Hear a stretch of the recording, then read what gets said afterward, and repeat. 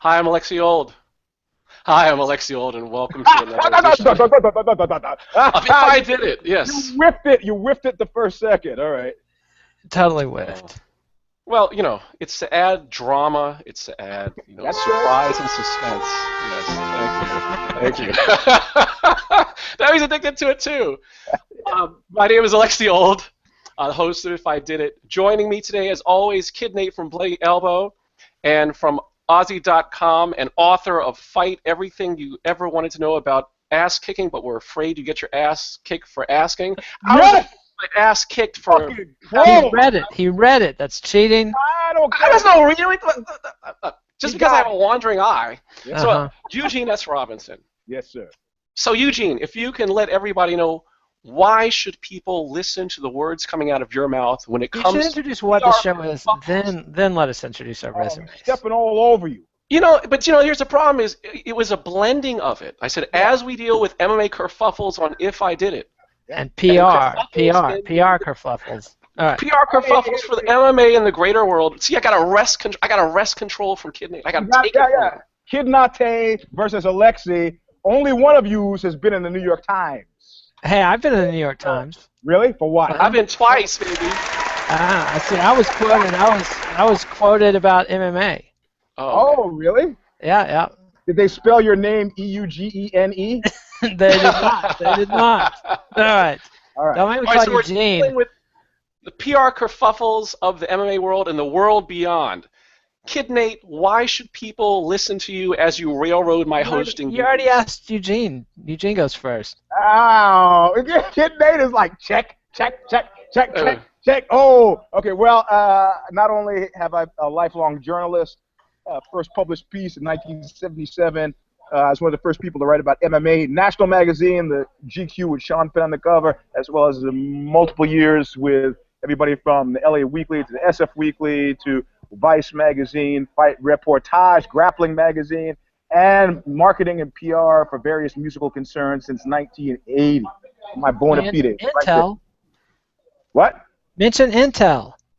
Yeah. Oh, Intel. Why? Because it's the best thing on your resume. Intel. Oh, Apple is the best thing on my resume. Apple and Intel. Mention them both. There you go. Zip Davis, Apple, Adobe, Nikon, corporate shill of the highest order for many years before that terrible sexual harassment suit. And just to be clear, it was me who was sexually harassed. And she was innocent. The lady was innocent. I think everybody knows. This was in the early days of email, so I went into the meeting and I was like, "What do you say about this?" And they settled immediately. Oh, wow. Nice. Yeah. So can you top that, Kid Nate? I don't know if I can top it, but I've been doing political consulting and public affairs consulting since 1997. You've been sexually harassed since 1997. Exactly. Everyone was innocent in my case. For clients, Fortune 500 clients like Firestone, Southwestern Bell, now AT&T, Southwest Airlines, Monsanto, yada, yada, yada, et cetera, et cetera. Oh. And political clients such as... Huh? What? Kerr McGee, Monsanto. I didn't do Kerr McGee. I just did one little project for Monsanto, and it was the filthiest, most disgusting thing I ever did. I learned a great deal. I once saw $1 million in cash on a case, and I did political consulting for politicians, including Senator John Kerry and Senator Mark Warren. And you drove Tom DeLay out into and I helped bring down Tom DeLay. I was part of the vast left-wing conspiracy that. And so that makes me. I'm friends with the guy who brought down Bob Livingston too. So. That's the Hustler connection. Yeah. You didn't even mention Hustler, erotic video guide. How could I forget my time at Hustler's erotic video guide, as well as Hustler's Busty Beauties and Hustler's Barely Legal. Speaking of legal, it's a perfect segue. I have been helping individuals and corporations out for the past 16 years as an attorney and as a consultant for various Fortune 500 companies, for startups, for individuals. I'm the black sheep of an artist family of 30 who went to law school, so I've been helping wrangle these issues all of my life. Speaking of wrangling issues, you should name a specific client. Come on, name somebody. I sign confidentiality agreements with my clients. So I do it on the sneak tip, so let that be known to anybody out there that needs help. I need help. That's it. business all in the public. Anyway, you're John Jones. You avoided jail time for a hit and run, but everybody knows you aren't the nice guy you tried so hard to convince the world you are. You don't have your belt, you don't have your old sponsors, and the stars of the UFC are media darling loudmouths. How do you reintroduce yourself to the MMA world, Eugene? I'm taking a page from the Mike Tyson playbook, baby. Number one. First thing he did when he came out, the first fight he did when he came out of jail, I mean, this was stagecraft of the highest order. He came out with a hoodie or a single towel over his head, and the song, if you remember, that he walked out to was Welcome to the Terror Dome, with the first line being, I got so much trouble on my mind. You know, you embrace your inner disturbed guy. And in short order, he went from that guy, of course, quickly downhill, though, but from that guy to the ear-biting guy, to the I'll eat your children guy, to you couldn't last a minute in my world guy, to the you scared cowards guy. I mean, at this point now, John Jones is in a wonderful Oxbowian position of, I could do anything. I could do anything. At this point, all the pressure I had to be some sort of media darling, I get paid. I'm not sponsored by Reebok anymore, but you got to believe that he's still getting that Reebok. He's got to wear Reebok gear when he fights, so he's still getting part of that Reebok, you know, post-fight money. But money is really the least of the issue for him. At this point now, he's a man liberated. All he has to do now is get himself a fucking Uber card. Or Lyft. I highly recommend Lyft over Uber. I prefer Lyft. I prefer Lyft myself because the guy who runs Uber is allegedly a scumbag. Allegedly, yes, according to dozens of newspaper articles and criminal proceedings all over Europe. So who am I to argue with that kind of authority? But I don't know, man. I think John Jones has one thing Eugene didn't bring up is John Jones's family. He's a son of a preacher.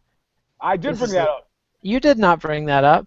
In offline, you and I discussing things. Well, I'm talking about the show, Eugene. We can't offline doesn't exist on this show. Exactly. Green room. So you just steal my stuff from the green room. And well, that's a rookie mistake to talk to a pro like me in the green room, Eugene. But John Jones is the son of a preacher. His family's very religious. So I think that's going to be a complicating factor if he attempts to go full-on bad guy. Like Mike Tyson didn't have the type. The guy's got to go home to his family at some point. And what do you think he's been doing the last 8 months? What do you think? From what I hear, it's not been going home to his family. Yeah, that much is true, and that was a wise choice. Actually, well, maybe so. I mean, those family conflicts can drive you deep. You know, if you got get the shit out of my system.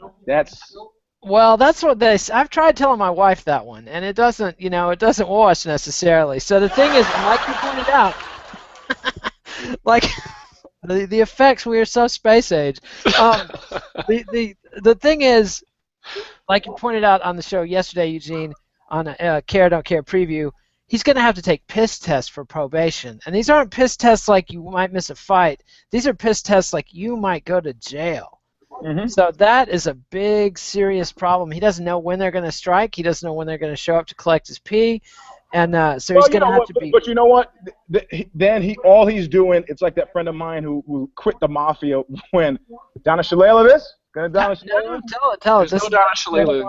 He quit the mafia. He goes. He had one big mafia bust, and he gave his patronage to the boss, and he just stood there for a bit, and the boss was like, "The fuck are you doing standing here?"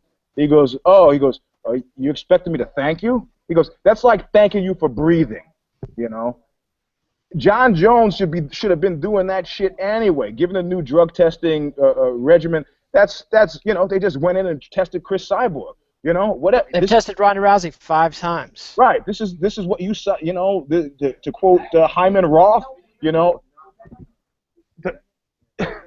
quote, is that noisy? It is. Yes, it is audible. Hey, yes. I'm sorry. Hey, just a little bit. Oh, I'm sorry. We're in the gym that we paid for. Oh, he's contesting the fact that we're doing the show from the gym that he paid for. I see. Well, is this the cop? He asked if it's the cop. No, it's the military guy. Even worse. All right, go ahead. Yeah, the cop is a military guy. We have one of everything. Like all right, so this is something that he should have been doing anyway. He should have been playing it straight anyway. Of course, you can't drug test for a fucking pint of whiskey, right? Does whiskey come in pints? Yes, you can get whiskey in pints. Yeah, you can't drug test for a pint of whiskey. Yeah, that seems like, I guess he went back for the pot pipe, and I guess it was a cocaine out of competition cocaine thing. But yeah, he's got to play it, and we'll find out how much of a cry for help it really was. I mean, like I said, these are not drug tests as far as John Jones is concerned. These are fucking intelligence tests. Down on the sex edition because they can't test for that. I mean, he had a case of condoms in the rental car as well as the pot pipe and the cash. So, hey, in those zip cars, as my sister's second husband once said right before they got divorced, with a zip car, anybody could leave anything in there.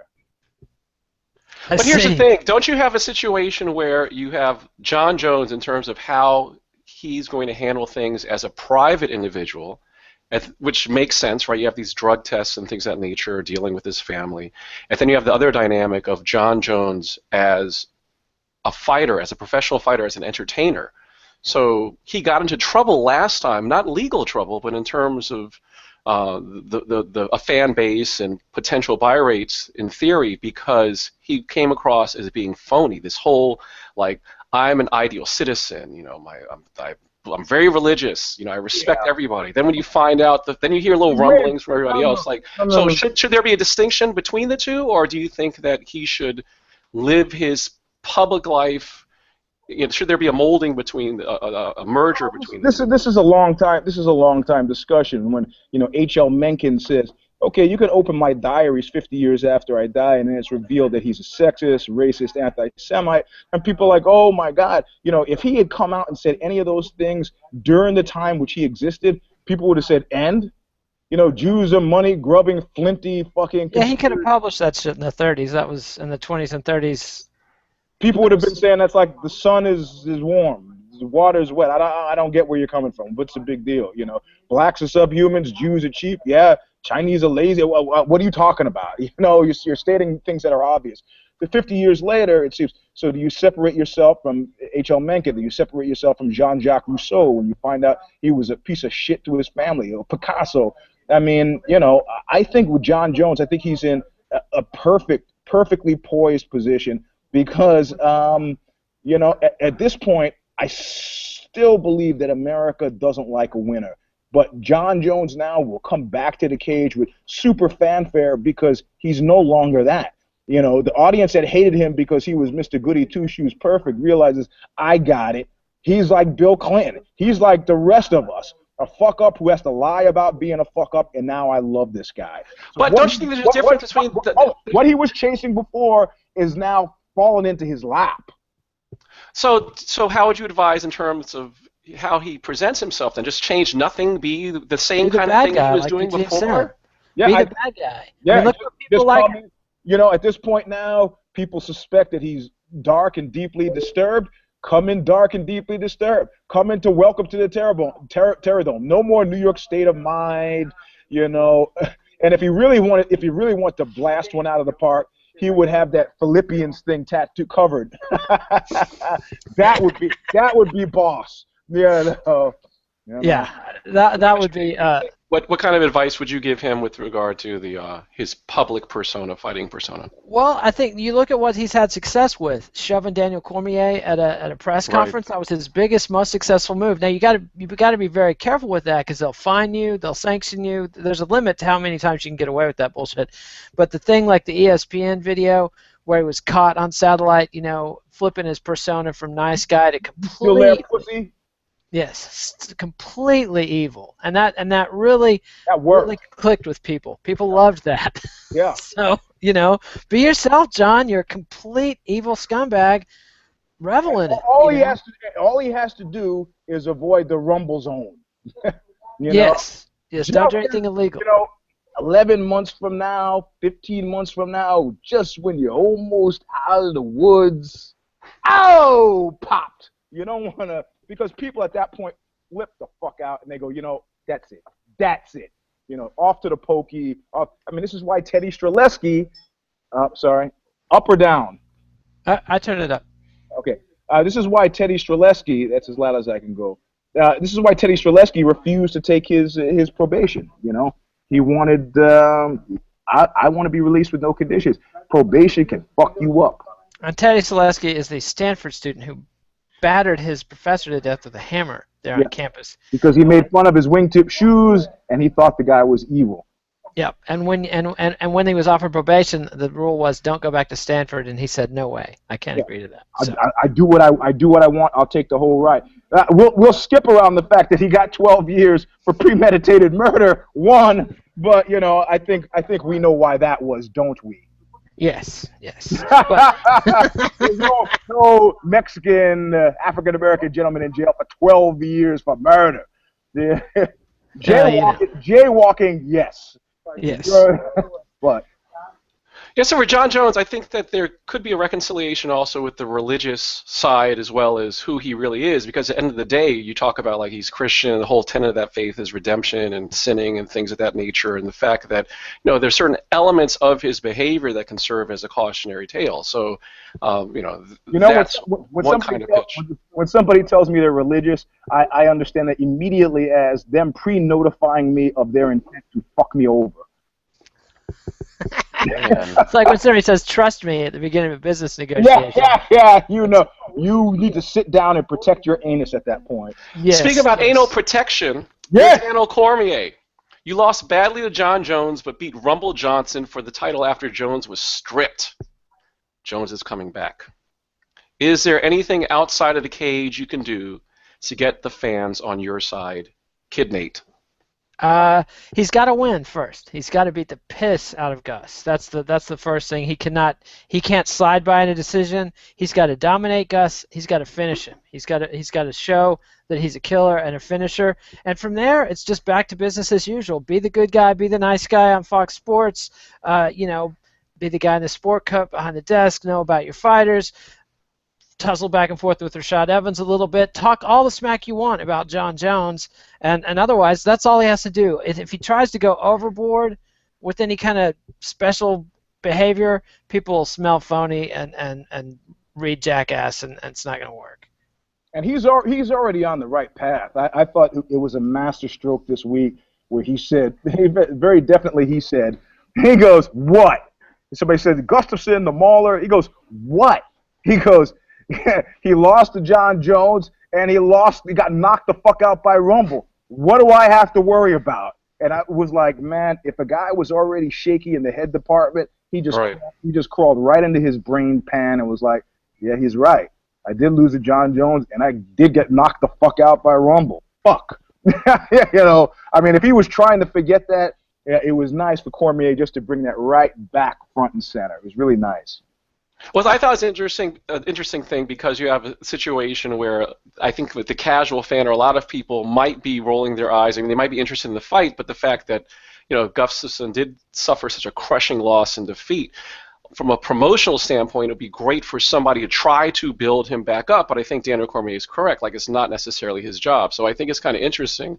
I mean, what do you guys think about the way in which this has been promoted or handled by the UFC? They've kind of been silent almost. I think the promotional, marketing, media aspect, I think it's been really freaking soft for what it is. I think, in other words, it's a much bigger fight than they've, and it's got me smelling like why?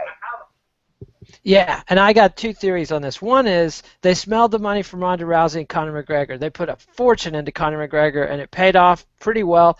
They didn't even put a fortune into Ronda Rousey, and it paid off huge. So they're kind of waiting. They're holding their fire, waiting for the next round of McGregor and Rousey fights, which are coming right up in the next couple of months. And the second thing is they've got a big distraction called a massive lawsuit. They lost two big rulings yesterday where Rob Macy, the head of the MMA FA Fighters Association, which doesn't even really amount to anything, but he's one of the plaintiff's attorneys in this antitrust lawsuit that's been filed. It was ruled yesterday he's going to have access to all the discovery of all the materials the UFC has to reveal. They fought that hard. Yeah, huge. And they also lost they they put in a motion to dismiss the whole suit. That was rejected. So they won the first thing, having the suit moved to Nevada, but since then they've lost everything, and that's got to be an enormous distraction. Getting the lawsuit dismissed was really super unlikely, but the first one you mentioned, the discovery phase and the lawsuit, that's fucking giant. Yeah, the fighters are going to have access. Lawyer, Lexi, what are we telling you? You know this. I always think it's enlightening and intriguing to see non-lawyers talk about legal matters. So that's just my objection. Objection. I object. I'm overruling your objection. No, I mean, it's what you said, Eugene. I mean, a lot of these things are relatively preliminary. It's the beginning stages of a suit to see if there's any kind of there. The fact they lost these two things doesn't mean it's the end of the world for them. It just means that they might have to bring a lunch and get ready for the long haul. Yep. So it is huge from one perspective, but to another perspective, as you said, it was kind of to be expected, the fact that the judge would have to hear more. I mean, at the end of the day, that's what you're dealing with. You're dealing with a situation in which is something on its face enough for a judge to say, you know what, I don't even need to hear anything else about this.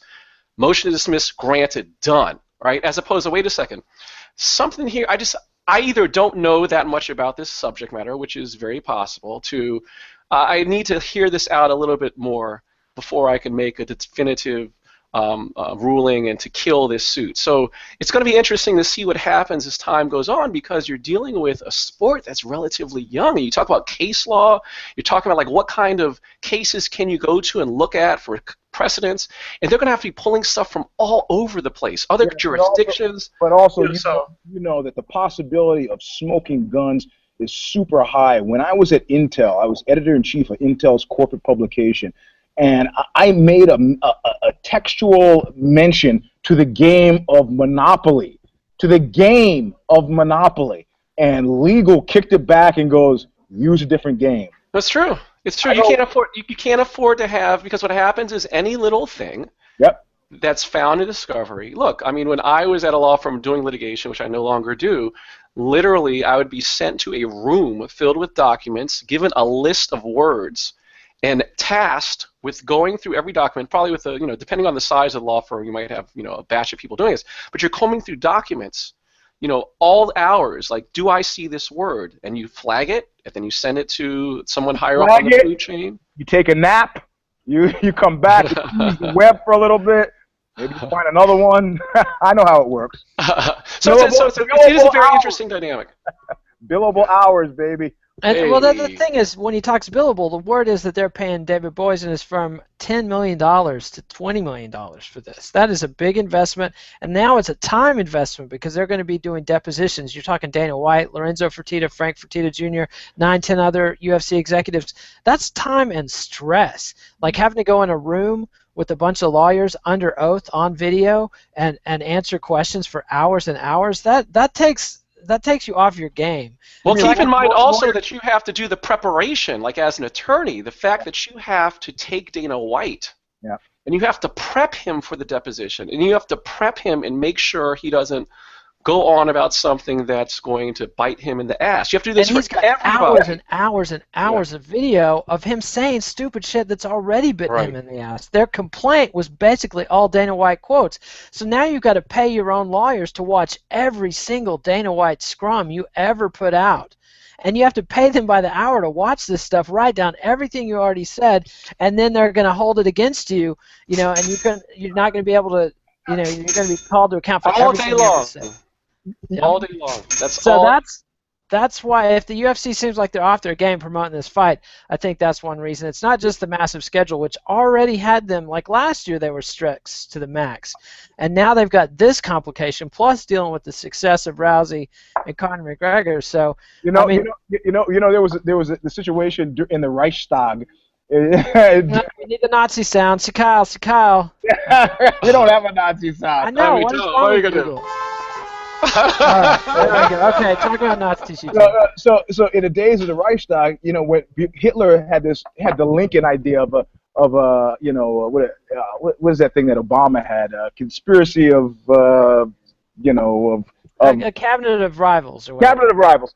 And so it was unclear who the chain of command is. So when you walk by somebody in the Reichstag, people were summarily being arrested, taken out back, and so you would say Guten Tag, and you'd be walking by somebody with your hand on your sidearm because you just did, you keep your back to the wall, and as soon as you guys got far enough away, you scuttle around the corner and go to your desk and sit at your desk with your gun.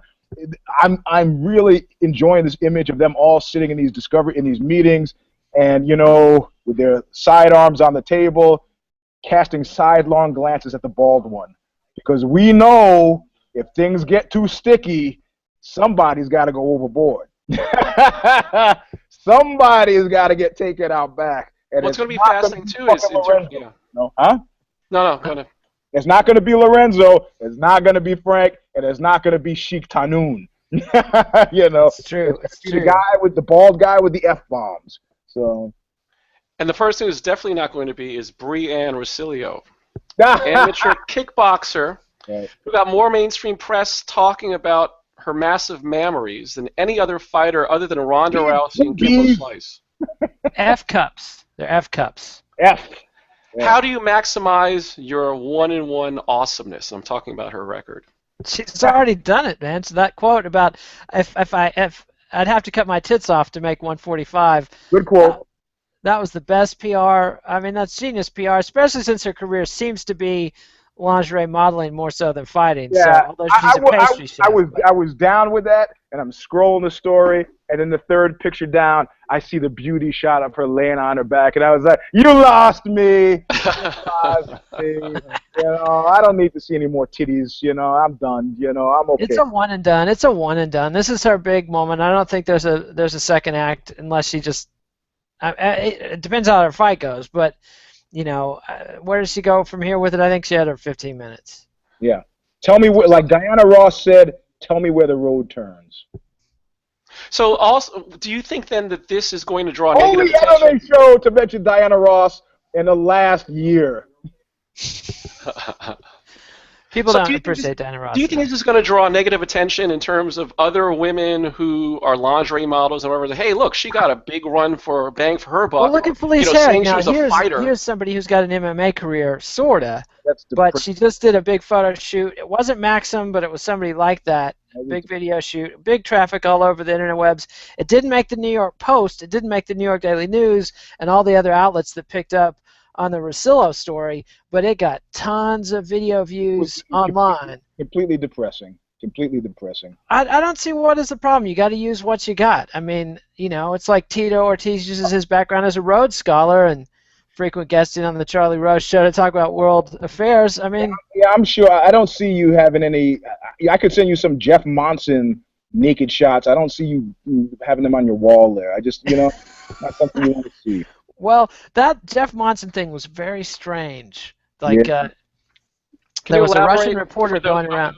Huh? What? Huh? Elaborate for those of us who don't know. There was a Russian reporter trying to email every MMA writer on Earth and get him to pick up on these nude photos of Jeff Monson that he had picked. Apparently, Monson had a date or something while he was in Russia for a fight, and some nude photos were taken, and there was this attempt to expose I don't know. I didn't get a sense that these pictures. I didn't get a sense that these pictures were taken in Russia. They felt the woman in the picture appeared to me to be American. But quite well. I didn't even study the photos. That's how disinterested. Sadly, it was when I was doing a porn site, so I had to look at them. So he had to look at them. Hey man, if I had to choose naked Jeff Monson versus transgendered pornography, then hey, text me that. Please.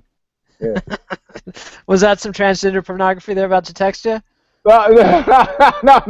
I was Dream Crusher. He's helping me with an article I'm working on. Dream Crusher I guess. See, now you can't even say. I was going to say some terms that are no longer politically appropriate, but Well, no, we had all of our reviewers, and the guy who used to review all the transgender porn was named the Flying Dutchman, and he would tell me things like, "I'm not gay, but I can't help it if I just find the penis a much more attractive organ than the vagina." I was like, He goes, "Hey, man, next time you get over to Holland, you got to come stay at my house because I'm not gay." You can just have a good time. It's not gay if you don't make eye contact, Eugene. Everybody knows that. There you go. The one subhead that was removed from the fight book because of political correctness. Oh, Speaking of well. politics, you're the Pope. You made the Speaker Oh! of the U.S. House of Representatives resign. Who do you talk to next, Eugene? No, Kim Davis, no, obviously. you want to talk about PR fucking disasters. I can see guys, that's how you know that these guys are divorced from fucking reality. Man, he had hit, this was a massive home run, and right as he's about to get the home plate, hey, let's go say hi to Kim Davis. 100-foot cliff dive into total fucking stupidity.